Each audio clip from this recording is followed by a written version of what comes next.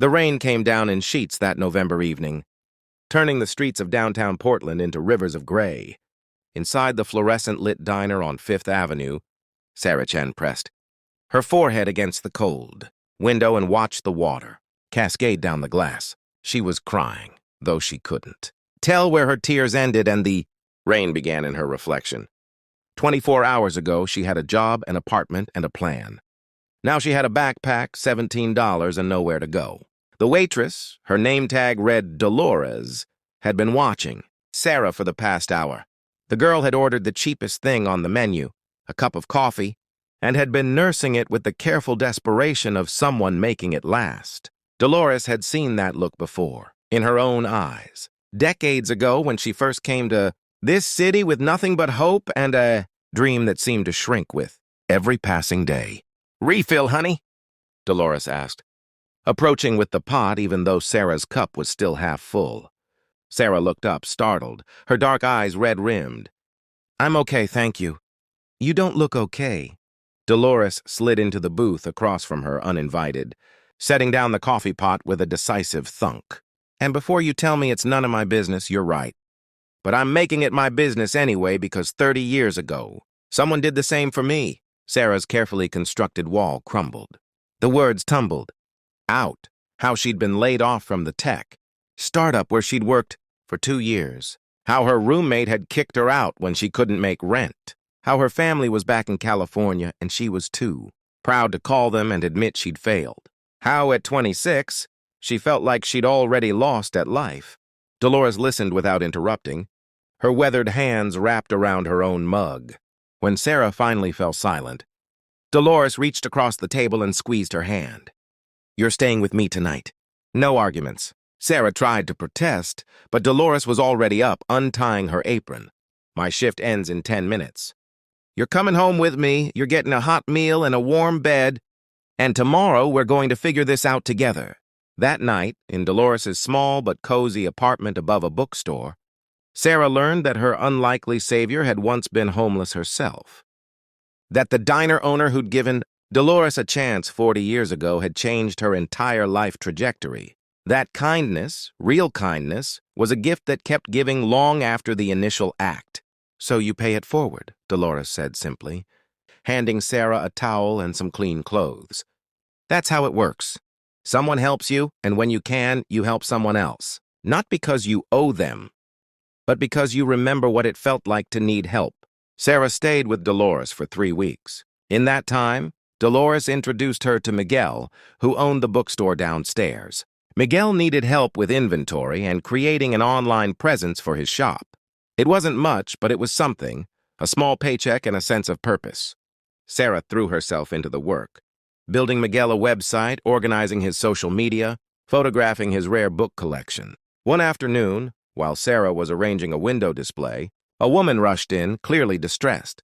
Her name was Patricia, and she was in town for a medical conference. Her rental car had been broken into, her laptop stolen along with the presentation she'd been working on for months. The conference was tomorrow. She was devastated. Sarah overheard the conversation and something stirred in her chest.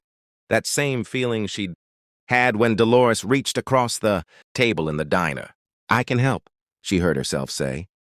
For the next 12 hours, Sarah worked alongside Patricia, helping her rebuild the presentation from memory, from scattered notes on her phone, from research papers she'd bookmarked.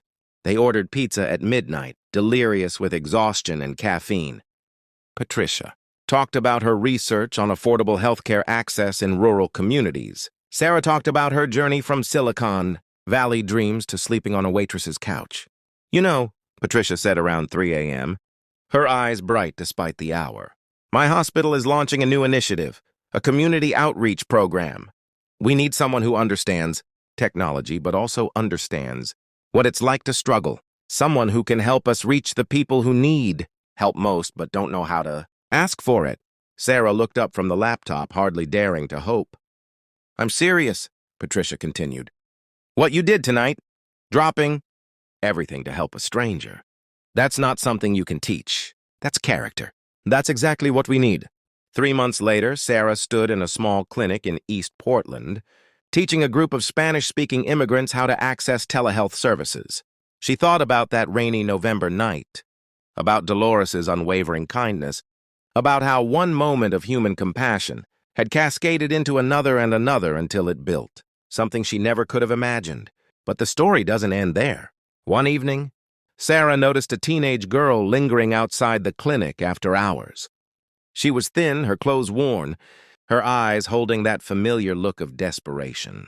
Sarah remembered from her own reflection in the diner window.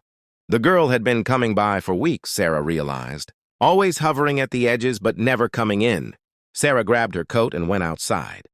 "Hey," she said gently. "I'm Sarah. Are you okay?" The girl, her name was Maya, was 16 and pregnant. She'd run away from an abusive home in Seattle and had been living in her car for 2 months. She was terrified, alone, and didn't know where to turn. The clinic was closed. Sarah felt her heart crack open. She thought of Dolores. She thought of Patricia. She thought of every person who had extended a hand when they didn't have to, who had seen someone struggling and decided to care. "Come on," Sarah said, just like Dolores had said to her. "Let's figure this out together." Sarah called Patricia, who knew social workers and obstetricians. She called Dolores, who knew about emergency housing. She called Miguel, who knew a lawyer who did pro bono work with minors.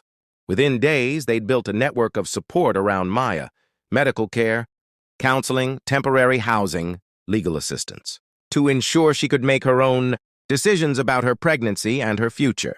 Maya chose to have the baby. Through her pregnancy, Sarah was there, at every appointment, every scary moment, every small victory. When Maya gave birth to a healthy baby girl on a spring morning, Sarah was in the delivery room holding her hand. "What are you going to name her?" Sarah asked, looking at the tiny, perfect face. Maya looked at Sarah, then at the baby, then back at Sarah. "Hope," she said, "because that's what you gave me when I had none left." Sarah's eyes filled with tears. She thought about the chain of kindness that had led to this moment. Dolores taking in a stranger, Miguel offering a job, Patricia offering an opportunity, and now, Sarah being able to pass it forward to Maya. Each act of compassion had multiplied, had rippled outward like stones dropped in water. But Maya surprised her one more time. "I want to do what you do," Maya said when Hope was 6 months old. She'd been taking online classes, had gotten her GED, and was applying to community college. "I want to help people like us. People who need someone to see them when everyone else looks away." 2 years later, Maya joined Sarah's team at the clinic as an intern. She brought something Sarah couldn't: the raw, immediate memory of being in crisis, of needing help now.